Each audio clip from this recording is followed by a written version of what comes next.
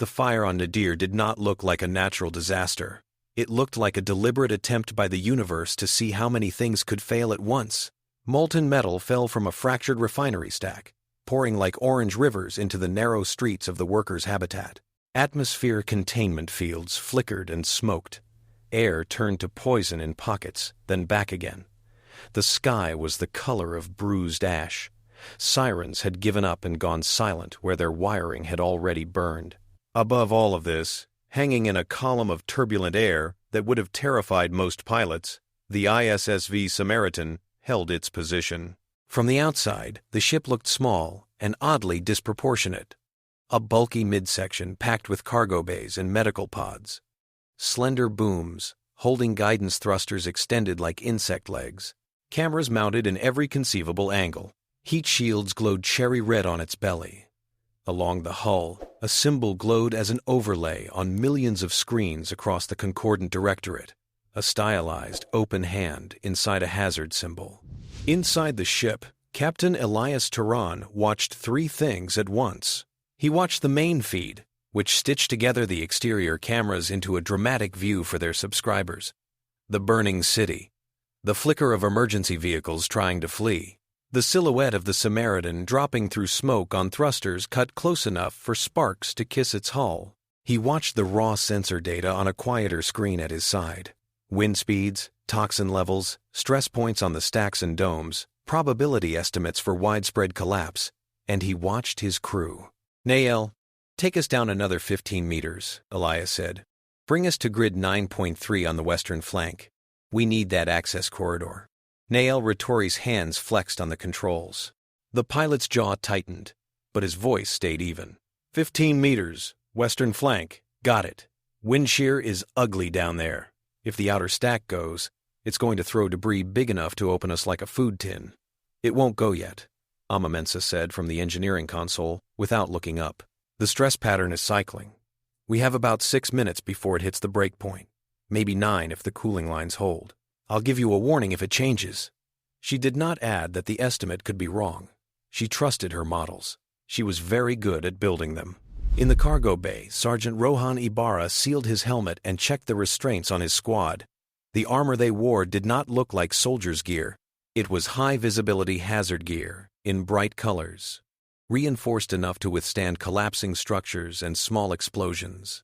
Rohan had chosen them not just because they were practical, but because they looked good on camera. "Team A, you're on primary evac. Prioritize trapped workers by structural risk and proximity to our loading points," he said, tapping the icons floating over his wrist display. "Team B, containment and fire breaks. Do not try to be heroes. The heroism is already baked into the plan." They laughed because they were supposed to. The laughing did not reach all of their eyes. They knew how often the plan fell apart. Dr. Mireille Costa stood between the sealed doors and the makeshift clinic they had assembled in the Samaritan's largest cargo bay. Transparent dividers separated clean zones from dirty ones. Gravity was dialed slightly higher than Nadir's to keep blood from floating the wrong way. Medical equipment hummed, lined up in neat rows. "Air filters are at maximum throughput," Mireille said. "If anyone comes in coughing, they get a mask and a scrub. I don't care how famous they are or what they signed. Our sponsors get the same triage as everyone else." She said it calmly, but inside her, an old argument echoed. Years earlier, in another disaster, she had watched people decide who deserved help based on what they could offer in return. She had left that institution, and she would not let that calculus back onto her ship. "Elias," she said over the internal channel, "I'm ready. Send them." The captain leaned forward. His voice, when he spoke for the open broadcast, took on a more theatrical cadence. It had been trained that way. The Hazard Performance League had tutors for this kind of thing. "All right, Hazard fans," he said, aware that billions were tuned in, yet speaking in a tone that made it sound as if he addressed each one personally. "You're watching the Samaritan enter the Nadir fire zone. This is an active industrial catastrophe. Rules say we stay back behind the primary containment line. We're going to get a little closer than that." Rating spikes registered quietly in a side column. He ignored them. "This runs primary objectives," Elias continued. are evacuation, containment, and structural stabilization. We've plotted a course that takes us right along the edge of the fallout plume. Highest risk rating we've ever attempted in atmosphere. Those of you with League hazard analyzers at home, you know what this means. Several analysts in distant studios waved their arms over graphics, explaining in ecstatic detail how insane the maneuver was. On Nadir, watchers huddled around screens, in bunkers, living rooms, and crowded bar corners, breath held. In the structured cold of the Harmonic Compliance Council's central hearing chamber, a very different kind of watcher frowned. Auditor Dhar Kass sat at his desk in the council complex, multifaceted eyes reflecting the feed's light. His species, the Threxel, had evolved in ordered hives, and his mind took naturally to systems, rules, and careful categorization. The display presented the Samaritan's approach with overlays of hazard index, structural maps, and a legal rating sliding steadily up into orange. It already exceeded the recommended limit for permissible entertainment. Dhar tapped a long, polished digit against a tablet and opened the case file. He had been assigned to this investigation reluctantly. As he saw it, he enforced a necessary code. The intervention doctrine had saved worlds from collapsing into cycles of mutual obligation and revenge, or so he had been taught. Unauthorized aid, unregulated promises of help, open-ended compassion. These were the seeds of dependency and resentment. That was the lesson baked into centuries of jurisprudence. He flipped to the incident summaries on the Samaritan's prior runs. Every one of them rode the line, just within the allowance for hazard performance, just barely framed as spectacle rather than obligation. Everyone showed real people pulled from debris, stabilized, sent on their way with awkward signed waivers. Too much, he thought. They are not content to play by our one small exception. The council chamber around him thrummed with quiet conversation. Holographic seating arrays held representatives from dozens of species, all leaning in to watch. They were not here officially for the show, of course. They were observing a potential violation under review. Commissioner Iyara Varuun sat on an elevated platform that gave her a commanding view of both screens and delegates. Her species, the same as many in the directorate, had little in the way of obvious ornamentation. Her authority came not from physical display, but from the weight of her voice and the history behind her title. She had shepherded several of the key amendments reinforcing the intervention doctrine. She did not like seeing a human ship make a mockery of them. "Do you see it, Dhar?" Iyara asked, without turning her head. "I see risk factors well beyond typical engagements," Dhar said.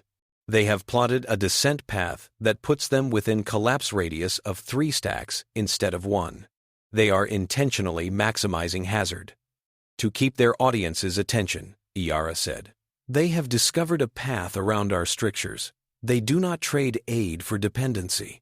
They package it as something much more difficult to regulate, entertainment." He knew this. They all knew this. The legal brief called it performance aid, a narrow category carved out of the doctrine's ban on unsolicited compassion. The logic had been simple when it was drafted. Beings thrill to danger, and if someone chooses to watch others take pointless risks, that is their responsibility. The directorate had not anticipated someone would dress genuine rescue work in the costume of a dare. On the feed, the Samaritan slipped into a pocket of swirling smoke. The sound of thrusters deepened. "Nael, bring our nose up. You see that walkway?" Elias's eyes tracked a listing platform where a dozen figures in protective suits clung to rails. "We're going to park under it." "That is not what this ship was built for," Nael muttered. Aloud, "Copy." Bringing the nose under the walkway. Bay 2, ramp ready. Rohan's team poised by the ramp brace as it flashed status lights. "Ready." "External cams look like a scene out of a nightmare, Captain." "I've had worse nightmares," Elias said. "At least these ones pay our docking fees." In truth, he had had worse. The harbor campaign had burned itself into his childhood. He remembered a distant world, tides that had climbed higher and higher. Images of volunteers chaining themselves together to cross flooded streets. He had watched, a boy in a cramped apartment, as people had defied local orders to stand back. The message then had been simple. Help if you can, no matter what the rule book said. The cosmic irony had not been lost on him later, when the Concordant Directorate explained to humanity that such impulses could not be allowed to run unbridled across the stars. Humanity had argued. Humanity had lost. But it had not stopped trying to find a way. "Ramp dropping," Rohan called. The outer seal cycled. Air howled inward as pressure adapted, then stabilized under the Samaritan's localized field. Rohan and his squad poured down into dimness. Their suit lights cut through smoke, landing on workers huddled at the edge of the collapsing walkway. The Oromu present were amphibious, long-limbed, skin damp and shining despite the heat, gills fluttering in the harsh air. Their eyes were wide with confusion and something else, reluctance, a hesitation that went beyond fear. Rohan saw it and knew the cause. They had been told their whole lives that help from beyond their contracted obligations was dangerous, that accepting it would entangle them in debts their grandchildren would never escape, that the Doctrine protected them from such snares. "Hazard Performance League, at your service," Rohan shouted, pitching his voice loud enough for the nearest helmet pickups and the Samaritan's hovering cams. "Step this way if you want a ride and a story to tell your friends about how a bunch of lunatics yanked you out of a refinery fire." The phrasing mattered. This was not the language of charity. It was the language of spectacle. It fit the narrow shape the law allowed. One of the workers hesitated, then recognized the emblem on Rohan's shoulder. "You are the ones with the show," she said, voice shaky through her translator. "The ones who almost get killed for fun. That's us," Rohan said. "You want to be a guest star?" Someone at the back muttered. "We are not supposed to participate." "Suit yourself," Rohan said, as the walkway creaked under their feet. "We'll just be over here, not helping you off this death trap, not catching you when it gives way." The platform shuddered. A support beam glowed, then bent. Two of the Oromu lunged forward instinctively, caught Rohan's outstretched hands, and stumbled onto the ramp. The others followed in a flood of motion. Doctrine or no doctrine, the body wanted to live. Above, Mireille watched their vital signs populate her screens. Toxin indicators climbed, then stabilized as she pumped filtered air into their masks. Her mind tracked triage sequences. This one to oxygenation, that one to burn treatment, that one to circulation support. At the same time, part of her attention stayed on the audience metrics. The more people watched, the more leverage they would have, the more they could afford to push. In the council chamber, Dhar saw it differently. He saw contract lines crossed. The refinery's corporate backing had not requested outside aid. The local authorities had not filed for an exception. The Samaritan's actions would alter downstream economic negotiations and political narratives. "This is precisely what the Doctrine was designed to avoid," he murmured. "What do you propose?" Iyara's tone was cool. "We cannot retroactively forbid the entertainment category. It has become an economic bloc in itself. Billions expect it. We can review their status," Dhar said.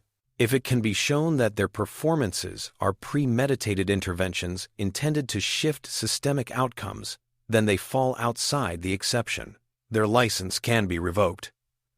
Iyara's inner calculation had reached the same conclusion hours earlier. The humans had strayed too close to something dangerous. If their example spread, if others began to package help as a daring game, they could erode fear of obligation. She inclined her head. "Very well. You are assigned to conduct a comprehensive audit of the Samaritan and the Hazard Performance League, Auditor Kass. We must show that even when emotion is at its height, the law remains steady." Dhar accepted the assignment. On the screen in front of him, one of Rohan's squad slipped, nearly tumbled from a half-collapsed stair before a hand dragged them back. The shot was dramatic enough that commentators in another sector gasped.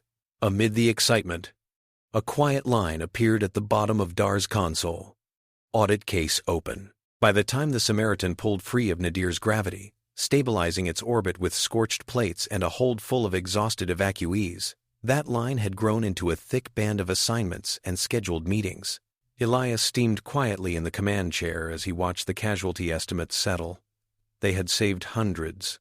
They had not saved everyone. Mireille's report, clinical but tinged with anger, listed the worst injuries and the ones that could have been avoided if local emergency infrastructure had been even marginally better. Council knew the stack's maintenance budget had been cut last cycle, she said to Elias on a private channel.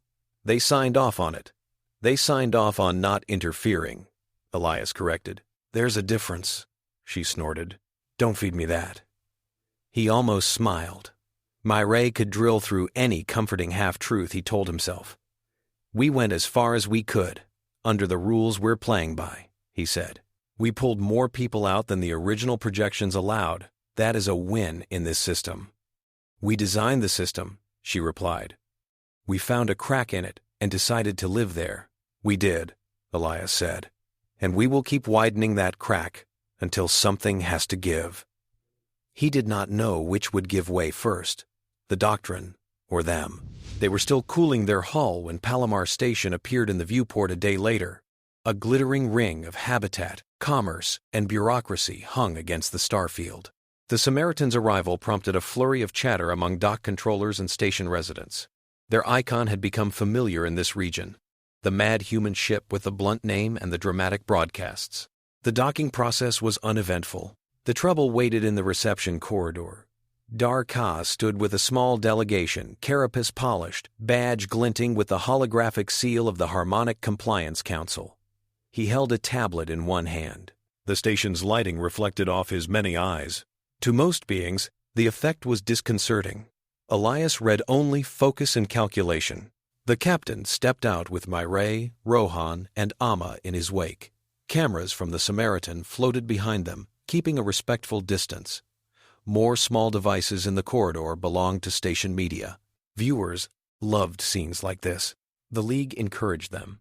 Captain Elias Turan, Dhar said, voice clipped but courteous. I am Auditor Dhar Kass, assigned to evaluate your vessel's compliance with the Intervention Doctrine and associated entertainment exemptions. Elias offered his hand. After a fraction of a second's hesitation, Dhar took it. Threxel etiquette did not require handshakes, but Dhar recognized the symbolic weight and chose to honor it. Welcome aboard when you're ready, Elias said. We have nothing to hide. That, Dhar thought, is almost certainly untrue. My schedule is structured, he said. We will begin with a tour and documentation review, then proceed to interviews with your crew and a technical inspection of your recording and broadcast systems. We'll prep the good coffee, Amma murmured under her breath. They moved into the Samaritan. As Dhar walked its corridors, his trained mind ticked through its deviations from a standard hazard vessel. Reinforcements he would have expected were absent. In their place, holoprojectors and mounted cameras clung to ribs and bulkheads. This configuration minimizes dead angles, Nael explained when Dhar asked. Viewers want to see what we see. It also helps with post-incident analysis. You are not a certified training vessel, Dhar noted. Not yet, Nael said. In the medical bay, Dhar paused at a wall where clamped display frames held images, a row of faces, human and otherwise. Some smiled, some looked away. Some wore hazard suits, some hospital gowns. Who are these? He asked. Guests, Mireille said. Some from our earliest runs. Some sent us their images later. They wanted to remember that day as more than a near-death experience. You immortalize them, Dhar said. That's a grand word, Mireille said. We remember them. This was always about people, not just scoring high in some hazard index. Your license is for entertainment, Dhar reminded her. Not charity, not relief. What you call it depends on which form you're filling out, she replied. In engineering, Amma answered questions about power allocation, thruster usage, and their unusual modifications to structural supports. She did so bluntly, with a glint of challenge. She knew the rules better than most auditors because she had needed to dance along their edges to keep them safe. Later, in a quieter briefing room, Elias found himself seated across from Dhar, while Rohan leaned against a bulkhead and Nael lounged nearby. Mireille sat at the end of the table, arms folded, listening. Dhar set his tablet down. Your last mission on Nadir, he began, took you into a zone considered off-limits to external agents, contracted or otherwise. The refinery's owners have filed a preliminary complaint that your actions altered their liability exposure and disrupted their emergency protocols. Elias looked genuinely puzzled. It was not wholly an act. "We pulled their people out of a melting refinery," he said. "I would be fascinated to see the shape of the complaint." Dhar opened a hologram between them. The text scrolled, dense with legal terms. Elias saw the key phrases: unauthorized intervention, intervention without consent, systemic outcome alteration. Your license permits you to engage in hazardous performances that do not intentionally affect long-term structural or political outcomes, Dhar said. Your pattern of behavior suggests premeditated efforts to do precisely that. "We plan our runs," Rohan said. "We have to. If we just dropped out of the sky with no intel, we'd be more hazard than help." "Your planning includes contingency mapping for secondary crisis prevention," Dhar said. "You keep track of post-incident data far beyond entertainment metrics. These are not the practices of a performance outfit. They are the practices of a relief agency." Mireille laughed softly. "You say that as if it is an accusation. It is an observation." Dhar met her gaze. "The accusation is that you have weaponized that observation against the doctrinal framework that maintains interstellar stability." Elias leaned forward. "Tell me something, Auditor Kass," he said. "When your people first adopted the intervention doctrine, what was the core fear?" Dhar did not have to consult any file. "Cycles of escalating obligation," he said. "Tribes, nations, species, trading favors and rescues, each expecting more in return, each resenting when their expectations were not met. Chaos, uprisings, wars. And now," Elias said, "we have a carefully managed order in which a refinery can short its safety budget, knowing no one from outside will step in to prevent a disaster, because that would upset the ledger." "You reduce a complex history to a crude caricature," Dhar said. "The doctrine has prevented more catastrophes than you can readily count. It has normalized others," Mireille said. Silence settled for a moment. Dhar considered his next words. As far as he knew, the doctrine had been born from hard lessons. At the same time, watching the faces in the clinic photo wall had introduced unsettling doubt. He closed the file gently. "You will receive a preliminary injunction soon," he said. "New restrictions on when and where you are permitted to engage in hazard performances. Until then, you will adhere strictly to the current boundaries." "And if we don't?" Elias asked. Dhar's voice gained a slight edge. "Then your license will be revoked, your vessel impounded, and you will face charges under the general non-interference provisions." The statement hung like a weight. Later, in the Samaritan's modest mess, another conversation took place. Sael Atria slipped into a seat opposite Elias without waiting for an invitation. The Valathi had large, luminous eyes and almost translucent skin that caught the station's ambient colors. Their species' empathic sensitivity made the empathy suppression grids at major hubs almost physically painful. Sael bore the habitual flinch of someone often half-numbed by them. "You look charming on the dock, Captain," Sael said, tapping at their portable console, which hummed with under-the-table receivers.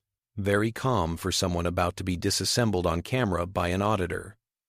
"Flattery drops the hazard index," Elias replied dryly. "Our viewers expect us to be constantly on the verge of doom." "That can be arranged," Sael said. "My channel's numbers spike every time you ignore an order." Mireille, at the next table, rolled her eyes. "Please do not encourage him," she said. Sael's long fingers danced across their device. The undercurrent relay existed half in official bandwidth, half in stolen slices of unused spectrum. It rebroadcasted feeds, commentaries, and testimonies that the official channels rarely touched. "You know what your latest run did to my people?" Sael said. "Valathi have spent generations damping our responses, so we fit better into this orderly machine. Then here you come, plunging into fire, yelling jokes while you haul strangers into your ship, and you beam that all over our grids. Is that a complaint?" Elias asked. Sael smiled softly. "It is gratitude. And warning, the more you show, the more others want to imitate you. That terrifies the council." "It should," Mireille said. Across the table, Elias's attention flickered. "Sael," he said, "what do you hear about Varuun's wake?" Sael's expression soberly shifted. The Merkin orbital? It is as it always is. Overcrowded, undersupplied, held together by stubbornness and worn metal. Why? We picked up chatter about a systems failure, Amma said, joining them with a tray. Nothing official. It bounced through the relay network, flagged as rumor. Sael frowned. Rumors matter. What kind of failure? Oxygen recycling strain, power irregularities, Amma said. The kind of thing that gets called manageable until it isn't. Doctrine says, we cannot go, Rohan said. Varuun's wake is labeled an unauthorized migration node. No one wants to encourage it. The name Varuun had weight. It belonged to a Merkin who had led one of the early exoduses away from a planet abandoned under the Doctrine. The station carrying that name had begun as a temporary shelter, then metastasized into near-permanent marginalization. Elias's gaze grew intent. Our next contracted run is on the far side of this sector, he said. But the route passes near the wake. That would be a violation, Rohan pointed out. Amma shook her head. Not if we go under a different label. Mireille read the idea forming in Elias's mind. You want to make it a bonus round, she said. An unscripted, high-risk segment in the middle of an already approved performance. Exactly, Elias said. If we reframe it as a spontaneous hazard escalation, within our broadcast window we can argue we did not alter our systemic goals. We just took on an extra challenge. An extra challenge that keeps thousands from suffocating, Mireille said. Details, Elias replied. Sael watched them with something like awe and apprehension mingled. If you do this, they said quietly, you will not just annoy the council. You will force them to pick a side. Good, Elias said. Maybe it is time they did. When the distress ping came from Varuun's wake, it was not through official channels. It was a raw, unfiltered beacon, more a scream in the data streams than a structured request. The Merkin manning the failing systems had sent it in desperation, knowing it would likely be ignored or actively suppressed. The Samaritan heard it because Amma had wired their listening arrays to chase precisely such sounds. We are 3 hours from their orbit at current speed, Nael said from the pilot's chair. Detour puts us just out of the comfortable window for our scheduled stunt. We are going, Elias said. Dhar, strapped in behind them, looked up sharply. Palimar Station has not authorized any engagement with Varuun's wake. The Doctrine classifies that habitat as a self-induced crisis. External aid is forbidden. Good thing we are not offering aid, Elias said easily. We are filming a hazard run in an extremely unfriendly environment. Regulations give us discretion to choose our set. Dhar knew the clause. It had been left in as a concession to creative control. It had never been intended to cover rescue missions. You are twisting language, he said. That is how the law is often navigated, Elias replied. You of all people should understand that. Dhar's mandibles tightened. He thought of the faces on the Samaritan's wall. He thought of the Merkin history he had only glimpsed in case files. He weighed the certainty of censure against the possibility of thousands of lives hanging in thin, stale air. He did not approve. He did not, in that moment, move to stop them. Varuun's wake appeared on the viewport as a ring of patched-together modules orbiting a gas giant, lit unevenly by failing arrays. Its docking lights blinked fitfully. Its atmosphere exchange vents exhaled thin clouds that dispersed too quickly. Signals from the station were chaotic. Overlapping transmissions, angry voices, the occasional plea. Somewhere in the jumbled traffic, Dhar heard a child crying.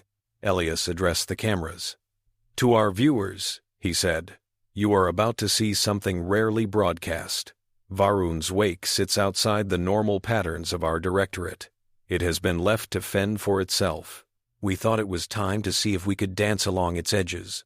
He did not say, we thought it was time to stop pretending it doesn't exist. He let that sentiment hang unspoken. Mireille stood ready in the clinic again, but this time with more oxygen masks laid out. Amma had already run simulations on the station's life support. The graphs were trending toward red. Rohan's team armed themselves with portable scrubbers and repair kits. Docking was rough. The Samaritan's clamps groaned as they latched onto warped metal. When the airlock cycled, the smell that hit them was stale, tinged with ozone. Merkin crowded the corridor beyond. Tall, thin, with hair in pale shades, eyes cavernous from poor sleep and recycled air. Their clothing bore signs of patchwork repairs, much like the station itself. "Who sent the beacon?" Rohan called. An older Merkin stepped forward. "I did," she said. "I am Kesh." She stopped abruptly, as if afraid even her name might carry penalties. "Our filters are failing. We do not have the imports we were promised." We asked. "We were told the law would not allow it." "Lucky for you," Rohan said. "We are here for our own selfish reasons." The Merkin stared. "You cannot be. There is nothing here to film." Rohan gestured around. "Are you kidding? Look at this place. Rust, flickering lights, thousands of people living in a tin can, held together by hope and tape. My audience is going to love it." Behind the joking tone, he was cataloging leaks, hearing the faint whine of an overtaxed oxygen recycler. The less he let his anger show, the more he could keep everyone focused. Amma and a small team peeled off to crawl into access shafts. She cursed quietly every time she saw a shortcut plate or an improvised bypass. The Mercan had done everything they could with what they had. It had not been enough. In the council complex, Iyara watched the unauthorized feed with a tension that did not appear on her composed features. A cluster of aides scurried to gather legal opinions. The words unauthorized, banned node, and live broadcast flashed in urgent memos. "They are deliberately provoking us," an aide whispered. "Of course they are," Iyara said. "They wrap themselves in the spectacle exception precisely to do this." An aide hovered uncertainly. "Shall we terminate the broadcast?" Iyara knew the danger. Cutting the feed would create a mystery. Rumors would rush into the gap. She had built her career on shaping narratives, not leaving vacuum. "Not yet," she said. "Document everything. When Auditor Kass returns, we will have grounds to strip their status and make an example of them." On Varuun's wake, Dhar followed Amma through a narrow conduit, his formal robes smudged. He had not intended to participate. Yet here he was, holding a light, while she worked on a tangle of filters. "You see this?" Amma said, pointing at a brittle ring. "This filter is 3 maintenance cycles beyond its tested limit. They have been recycling parts from units that should be in a museum. If we do not intervene, the Doctrine forbids direct intervention." Dhar cut in automatically. "Then the Doctrine has apparently decided these people do not get to breathe," Amma said. Her words hit him harder than she knew. He thought of the founding arguments again. Compassion must be contained because its consequences were uncontrollable. What they had not fully accounted for was the corrosive consequence of starvation of compassion. Together, they jury-rigged a bypass using parts from the Samaritan's auxiliary scrubbers. On cameras, the process was framed as a nail-biting engineering challenge, points racking up for creative risk. When oxygen levels ticked upward, the Mercon in the control room cheered, tears suddenly springing to eyes that had been dry for too long. The cameras caught their faces. Mila, a child watching on a station light years away, pressed closer to her screen, feeling a confusing mix of joy and resentment that no one had done this for her family in their own crisis years ago. The undercurrent relay grabbed the segment and rebroadcasted it uncensored. Sael narrated over it, voice suffused with excitement. "Look at this," they said to their scattered audience. "Look at the law they are dancing around. The wake was supposed to be a forgotten corner. The League just made it the center of a galaxy-wide drama." The next days blurred into meetings, memos, and threats. The Harmonic Compliance Council convened an emergency session. Iyara presented the Varuun's wake footage as evidence that the Hazard Performance League was no longer a harmless diversion, but an organized subversion of their legal framework. "We are on the brink of contagion," she said. "If this model spreads, every crisis will attract daredevils who turn suffering into shows. They will justify any interference as entertainment. Our carefully calibrated system of responsibilities will crumble under expectations for spontaneous aid." Some delegates shifted uneasily. A few, particularly from species that had benefited from the Doctrine's shielding of resource claims, nodded. Dhar was called to speak. He summarized what he had observed, noting the blatant planning, the intentional selection of politically sensitive sites, the tracking of post-incident outcomes. Iyara seized upon his report. "You see," she said, "they are not simply adrenaline seekers. They are strategic.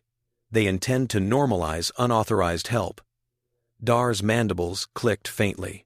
"I see that their actions violate the letter of our narrow exception," he said.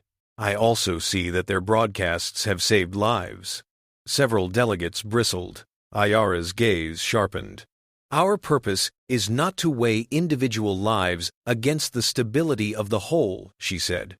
"We protect the whole by adhering to principles." Dhar did not argue. Not there. But he stored away her phrasing. It would return to trouble him later. New restrictions came swiftly.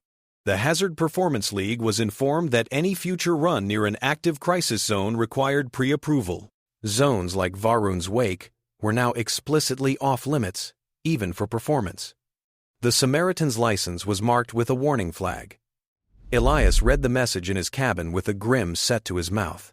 Myrae sat opposite him, arms folded, the glow from the text casting sharp shadows on her face. "They are closing the loophole," she said. "They are trying," Elias said. "We knew it would not last forever." "What now?" Rohan asked from the doorway. His hand rested casually on the frame, but his stance was tense. "We stop," Amma said flatly. Everyone turned toward her. She met Elias's eyes. "We stop pretending we are just playing within their rules." She rarely spoke up in strategy discussions. When she did, they listened. "We have built an audience that understands what we are doing," Amma continued. "We have allies, like Sael, like the smaller stations that rely on our feeds. If we keep sneaking around the Doctrine, they will always be able to call what we do a technicality. Maybe it's time to make it plain." "Plainly illegal?" Rohan asked. "Plainly right," she said. "Let them say what they will." The idea that followed did not come from any one of them. It emerged from the conversation, from Sael's intel, from Dhar's conflicted conscience, from the mounting tension in the outer regions. Korrial's storms gave it shape.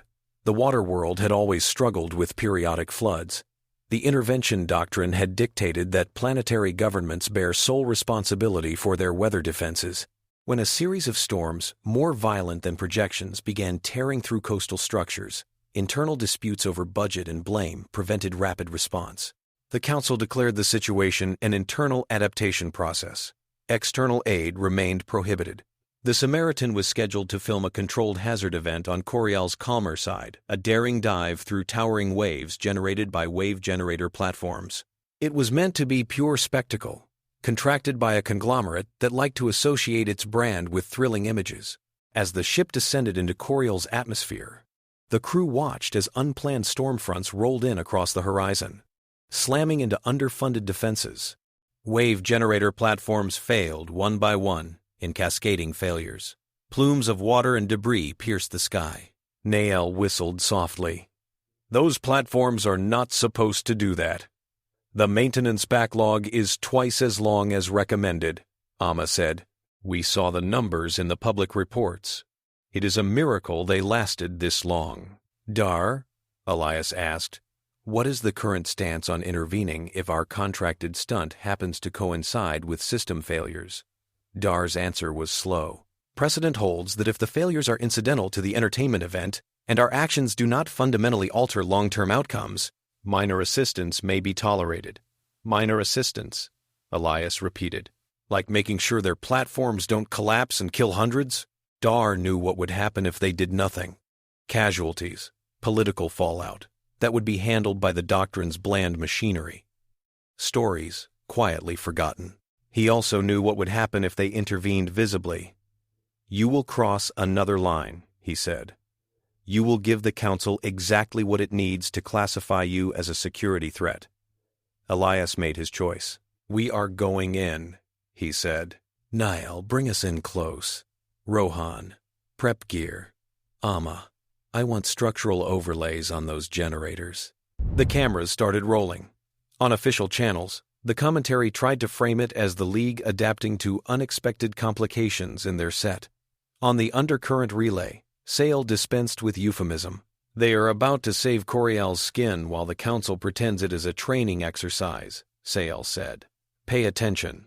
The rescue was messy and exhilarating. The Samaritans skimmed above collapsing platforms. Rohan's teams leapt across yawning gaps to secure lines and pull workers away from disintegrating structures. Amma directed jury-rigged reinforcements from the ship's cargo bays. Myray dispatched drone medkits to pockets of stranded workers. One moment seared itself into the galaxy's vision. A platform support burst. A slab of metal as large as a small building broke free, tumbling toward a cluster of workers clinging to a maintenance gantry. Nail dove the Samaritan beneath it, close enough that hull alarms screamed, and used the ship's own field projectors to nudge the slab's fall just enough that it missed the workers by meters. Every viewer's heart stopped. Every commentator shouted. Dhar, gripping his restraints, felt his own careful detachment crack. When the mission ended, Korrial's coastal defenses were battered but standing. Casualties were far less than they would have been. The Council began drafting angry memos before the water even stilled. Something else also began in those hours. Across the Directorate, people who had grown used to the idea that no one from outside would ever come when they were in trouble started to entertain a heretical thought. Maybe someone could, maybe someone would. Dhar saw it in the reports. Queries from minor stations, letters from citizens. The term Samaritan began to show up outside the context of the ship's name as a generic term whispered in local slang. He dug into archives, seeking reassurance in history. He traveled through case files detailing collapsed interventions, wars sparked by misunderstood aid, economic spirals triggered by dependency. Instead of putting his doubts to rest, they sharpened them. He found buried studies from early days, when the doctrine had still been debated. Some argued for structured, supervised aid. Others had insisted the risk was too great. Those voices had won, in part because they had promised predictability. Their predictions had not included the moral erosion he now saw. His mind, built for classification, began to list not only violations but omissions. When Noxis's quarantine sirens began, Dhar had already started to change. The world had long been listed as a cautionary example of the doctrine's necessity. A pathogen with a complex life cycle, mutating too quickly for standard treatments, had ravaged its surface. The Council had debated and then imposed a strict quarantine. No one in, no one out, no aid that could carry the infection onward. Now, years later, new patterns suggested a resurgence. Noxis's planetary networks buzzed with panic. Official broadcasts attempted to soothe, but offered little beyond warnings. The Samaritan was ordered to stay away. Sael approached Dhar with a proposal. "We do not have to land," Sael said, their eyes bright with the reckless hope of someone who had spent too long seeing only numbness. "We can send drones. Automated drops," Amma added. "Smart packages, with pre-loaded treatment compounds and containment fields. They touch down, they seal, they dispense. No physical contact, minimal risk of spreading the pathogen outward." "It is still intervention," Dhar said. "Call it a logistics test," Sael said. "Tag it as a Hazard Performance League-run experiment in drone resilience under biohazard conditions. You have the authority to authorize such a test." He did. The clause was obscure, but it existed. No one had expected it to be used this way. "If we succeed," Dhar said slowly, "we prove that aid can be structured without meltdown. If we fail, we will have at least tried," Myray said from her station. "How many times has that planet been told no? How many times has the doctrine left them to die for the comfort of others?" Dhar thought of Iyara's words again. "We protect the whole by adhering to principles." He wondered when the whole had been allowed to exclude so many desperate parts. He signed the authorization. The drop played out like something from a novel and a research paper edited together. The Samaritan remained in high orbit, held behind a buffer of overlapping fields. Drones streaked down, glinting in the atmosphere. Cameras tracked their descent. Commentators screamed about the hazard index. On the surface, people poured out of shelters as soon as the drones touched down. They didn't listen to warnings over loudspeakers. They had lived with fear for too long. Their hands reached for the packages with shaking fingers. The first wave worked. The compounds deployed as designed. Plumes of neutralizing mist rose. Vital signs improved. The feed showed tangible hope. Then a storm front rolled in unexpectedly, stressing the containment fields. One drone buckled. Its safety shell cracked, releasing untreated material into an already contaminated zone. Half the screen filled with static as monitors scrambled to adjust. "We're losing telemetry," Amma snapped. "Shut it down," Dhar ordered. "Deactivate any drone with compromised fields. Sever links."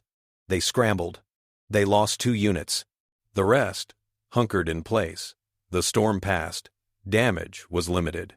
Noxis's infection rate flattened. Then, for the first time in years, it declined slightly. It was not a cure. It was not a miracle. It was something harder to define, but more dangerous to the Doctrine. Proof that targeted, carefully managed assistance could work. Iyara reacted swiftly. She could not deny the data, but she could frame it. In a blistering address to the Council, she condemned the operation as reckless. She played the footage of the failing drone again and again, highlighting the moment of near disaster. "If that containment failure had been larger," she said, "we would be counting casualties across systems. The League gambled with all of us, for the sake of their image. They shaved years off Noxis's suffering," someone muttered, but not loudly. Iyara pressed for emergency powers. She cited rising unrest, the proliferation of Samaritan-inspired local groups attempting their own stunts, the flood of unauthorized feeds showing people helping neighbors instead of waiting for instructions. The intervention doctrine, she argued, was under attack from a cultural movement that could tear the Directorate apart. She was granted new authority over informational stability measures. Her first move was to tighten the empathy suppression grids at major hubs. These subtle field systems had been installed over decades, dampening extreme emotional reactions to mass events, broadcast disasters, political convulsions, market crashes. They were sold as reassurance measures. Few questioned them openly. Now, dialed higher, they muted the visceral impact of Samaritan feeds at the centers of power. Her second move was more tactical. When word reached her of a galaxy-wide spectacle the League and its allies were planning, she saw an opportunity. The Galactic Hazard Relay was audacious, even by the Samaritan standards. It would string together a series of runs across multiple systems, each involving teams from different species, each billed as a test of coordination under shared danger. Officially, it would stress-test infrastructure. Unofficially, it would normalize multi-species cooperation and mutual aid. Elias saw it as the next escalation. Sael saw it as a chance to train an entire galaxy to cheer for kindness instead of cold order. Dhar saw it as a knife on a thin rope. If it cut right, it might sever the Doctrine's iron grip. If it broke wrong, it could justify a crackdown that would bury any chance of reform for generations. Iyara saw it as bait. She approved the relay under the guise of a Directorate-commissioned robustness trial. She insisted on centralizing a major segment at the Latticeway Spire, the busiest transit and communication hub in the region. There, she quietly arranged for critical safety systems to be taken offline for maintenance during the event. Her intention was simple: engineer a contained catastrophe, ensure the humans would intervene beyond what any neutral observer could count as entertainment, and catch them in the act of systematically altering the course of events at the heart of the Directorate. If the Latticeway Spire's systems buckled under strain and the Samaritan stepped in, she could stand before the Council and say, "This is what unregulated compassion brings. Chaos, near collapse, danger for all." When the relay began, this underlying battle remained hidden from most participants. Viewers saw only the spectacle. Ships darting through asteroid fields to repair beacons, surveyors on remote outposts racing to reinforce aging conduits, various crews trading banter across species lines. On Palimar Station, the Samaritan kicked off its segment with a cooperative run, helping local teams reroute cargo flows while simulated hazards popped up. It looked like a game, and in its surface rhythms, it was one. Underneath, something else hummed: trust. At Varuun's wake, a Merkin team, newly trained and emboldened, used their spot in the relay to install long-delayed upgrades to their life support. The League's commentators played up the tension of doing difficult work under time pressure. No one missed the message that it was also a chance for a marginalized community to claim some measure of dignity. As the relay moved inward, ratings climbed. Even with heightened empathy suppression fields, large portions of the population could feel prickles of something like hope.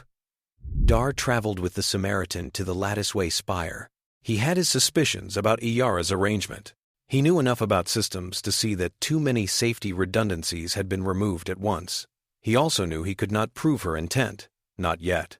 "Stay within the parameters," he urged Elias, as the spire grew in the viewport, a glittering wheel ringed by ship traffic. "Make your point at the edges, not at the core." Elias saw the fear behind his formality. "You are worried she has set a trap," he said. "Yes," Dhar said simply. "We do not start disasters," Elias said.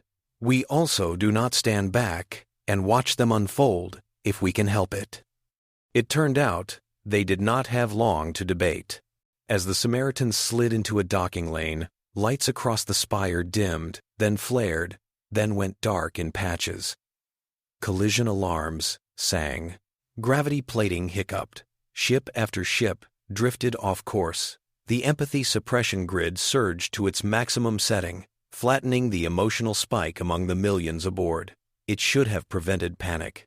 It also prevented the surge of instinct that often drives people to help each other when things go wrong. The Council Monitoring Center watched through secure feeds. Iyara sat straight-backed, hands steepled. This was the moment she had engineered. On the spire, corridors filled with people stumbling, looking around with numbed confusion. Without the usual relational cues, many simply froze. On the Samaritan, internal systems flashed hazard warnings. Amma's displays showed a cascading failure through the spire's power web.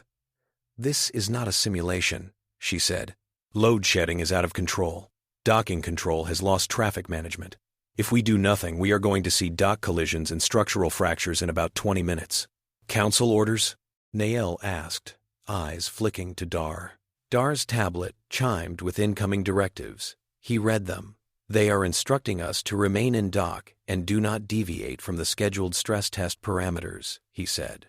"They insist the Spire's own staff handle it." "They cannot," Amma snapped. "Half their monitoring equipment is blind." Elias looked at his crew. He saw resolve tempered by weary familiarity. They had been here before, metaphorically, on worlds where authorities insisted everything was under control while the ground cracked. He opened a channel to their broadcast network. "To everyone watching," he said, "we were scheduled to show you a neat little demonstration of coordinated logistics. The universe had other plans. The Latticeway Spire is in trouble. We have a choice. Pretend this is part of the show, or treat it as what it is." He glanced at Dhar. The auditor's mandibles were set. His thoughts raced. His duty to Iyara. His oath to uphold the Doctrine. His growing conviction that the Doctrine had become a shield for cowardice as much as for stability. "Whatever you decide," Dhar said quietly, "I will record it accurately." Elias nodded. "We are not playing games anymore," he said to the cameras. "We are going in because it is the right thing to do. If that breaks the rules, then the rules will have to answer for themselves." He cut the ship loose from its moorings. Nael maneuvered into a central dock against instructions. Rohan's teams grabbed gear and sprinted toward the airlocks. The moment they stepped into the spire's corridors, the thickness of the empathy suppression grid was almost physical. It scrubbed edges off fear, but it also blunted urgency. People stood staring at flickering lights, or walked mechanically toward exits without pausing to help those who had fallen. "This is wrong," Mireille said, shivering despite the stable temperature. "They have cranked the grid up so high that no one can feel enough to react properly." Amma pulled up a schematic. "Control nodes are here, here, and here," she said, pointing at overlaid points in the spire's core. "If we knock them out, the field collapses. Best case, people snap out of it and help," Rohan said. "Worst case, we get a riot." "We will not know unless we try," Amma said. Dhar hesitated only a moment before stepping into the plan. "I can use my credentials to access secure maintenance shafts," he said. "Iyara will not have disabled all of them. We can reach the primary node." Team division snapped into place with familiar ease. Rohan took one squad to reinforce a failing structural support that threatened to collapse a docking arm. Nael stayed aboard to keep the Samaritan's position stable, ready to serve as an anchor point for emergency corridors. Myray set up an impromptu triage center in a cargo hall, already filling with the dazed and injured. Dhar, Amma, and a small support team plunged into the Spire's guts. As they ran, the relay's cameras, following their own programming to prioritize hazards and dramatic motion, latched onto them. Iyara's staff tried to redirect the official feed back to safer, less revealing images. Dhar, foreseeing this, used an enforcement override code to seize a direct uplink channel. On billions of screens, the image jolted as the view jumped from drifting ships and dim corridors to the tight, fluorescent-lit passage where a human engineer and a Threxel auditor were racing toward a central node of control.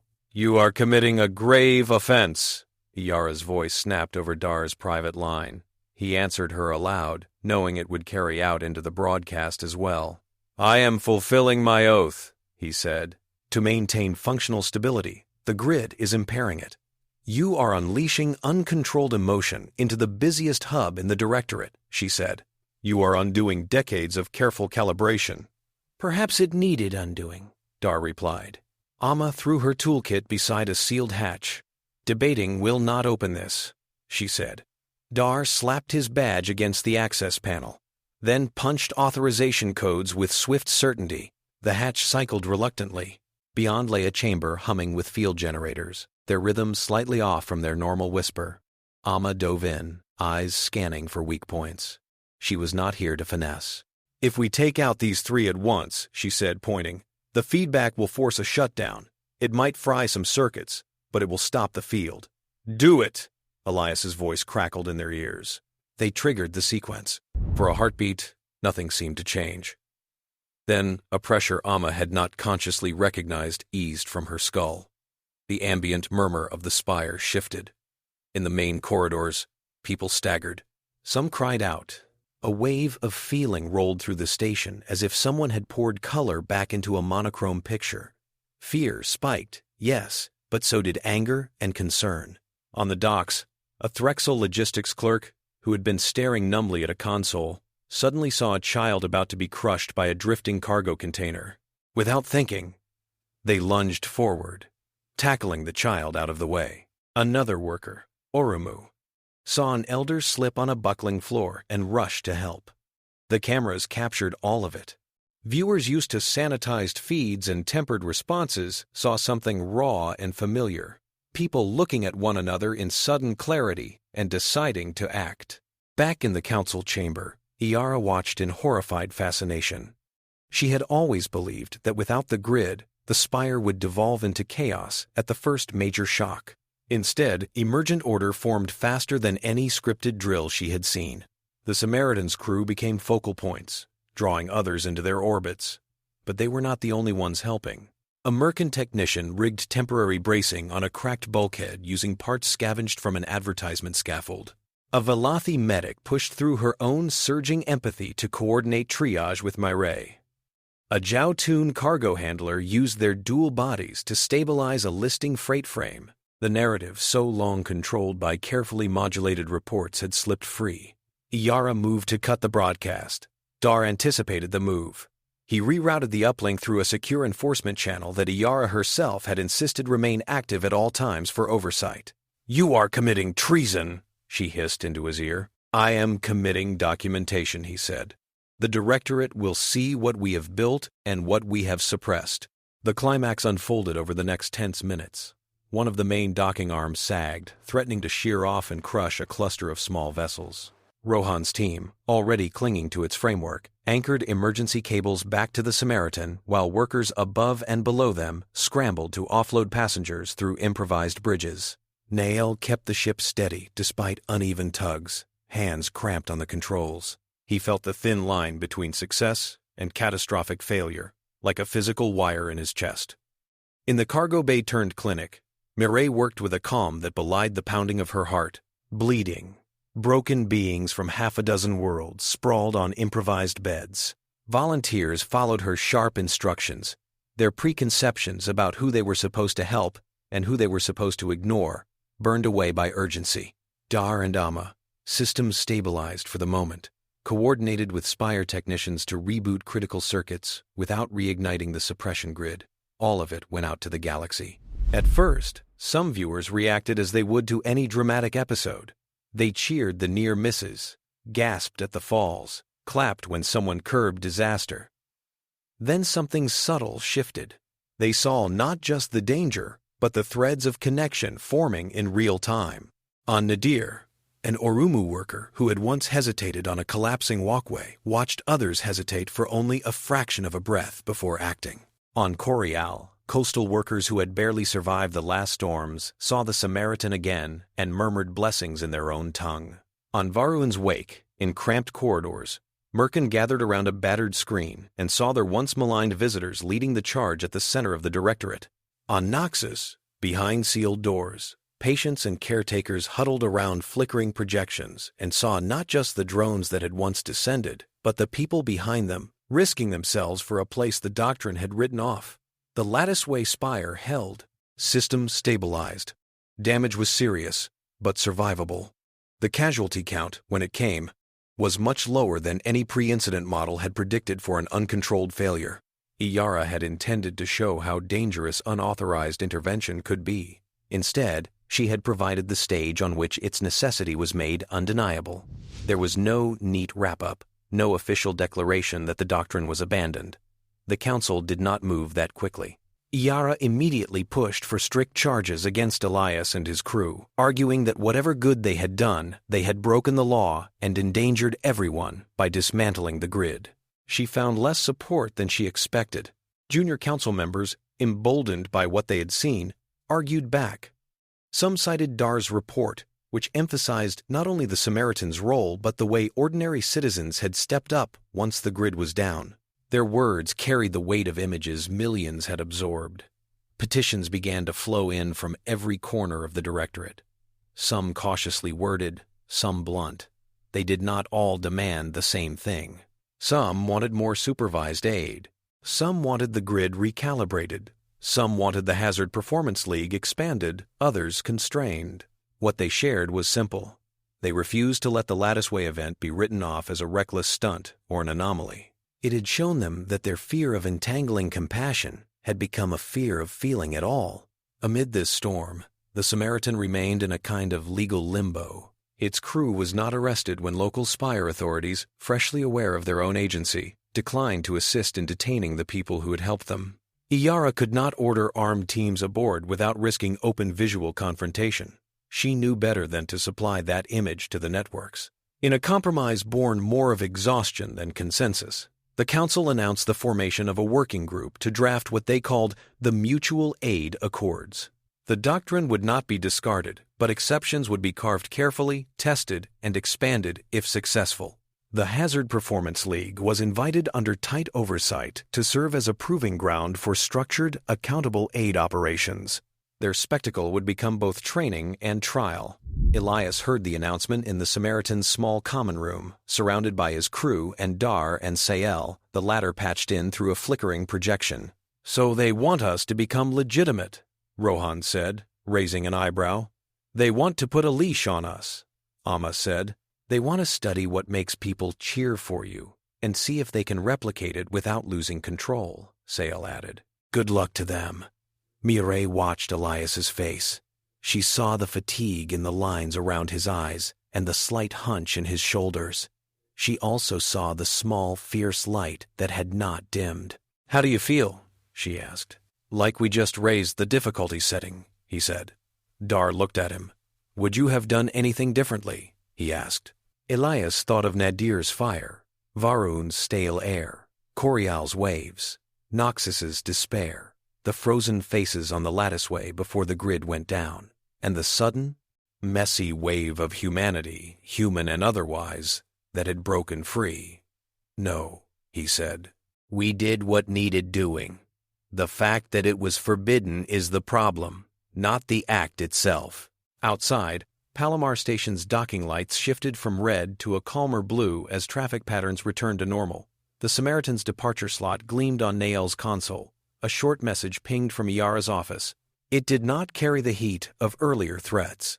It was cold, legalistic, a reminder that any further unauthorized emotional experiments would be prosecuted under both the existing doctrine and any future accords. Elias read it, then sent it to Amma for filing. "We will give her as few of those as possible," he said. "By which you mean," Sael said, "you will call them something else." "Exactly," Elias replied. They all understood that nothing fundamental had been solved. The mutual aid accords were only drafts. The doctrine still loomed, bruised, but standing. The empathy suppression grids would be recalibrated, not dismantled. They also understood that a line had been crossed and could not easily be uncrossed. People had seen themselves helping, not out of obligation laid in contracts, but out of raw, unsanctioned desire to do the right thing. They had enjoyed it. They had cheered for it. In the end, that might be humanity's strangest gift to the galaxy. The idea that risking themselves to pull someone else from a fire, a flood, a failing station, could be not just tolerated, but celebrated. That if kindness was going to be squeezed out of the safe categories, it could be smuggled back in under different names. The Samaritan slipped its moorings and glided away from Palimar Station. In the command chair, Elias checked their next destination. A minor outpost in the Strath Expanse had sent out ambiguous signals, part distress call, part invitation. The council had not yet decided what it thought. "New run," he said. Nael flexed his fingers over the controls. "Risk rating? Unknown," Elias said. "Our favorite kind." Mireille exhaled, a sound between a sigh and a laugh. Rohan checked his gear with the practiced motions of someone who had long since accepted that the world would never be safe. Amma monitored the ship's systems, already thinking of what they might need to improvise this time. Dhar stayed aboard, for now. His audit report remained technically incomplete. He knew the council would demand clarity soon. For the moment, he allowed himself to simply watch. Across the directorate, channels buzzed. Some debated law. Some dissected tactics. Some simply replayed the image of a human ship diving where caution said to hover, and of beings from many worlds joining in. The stars ahead of the Samaritan were as indifferent as ever. The people beneath them were changing, slowly, unpredictably, learning that for all the arguments about structure and order, there was still a place for the old, dangerous habit of reaching out a hand without a contract to justify it. The ship's engines flared. The cameras came online. Somewhere, a child on a faraway station leaned closer to a screen, not just to see danger, but to see what someone would do about it.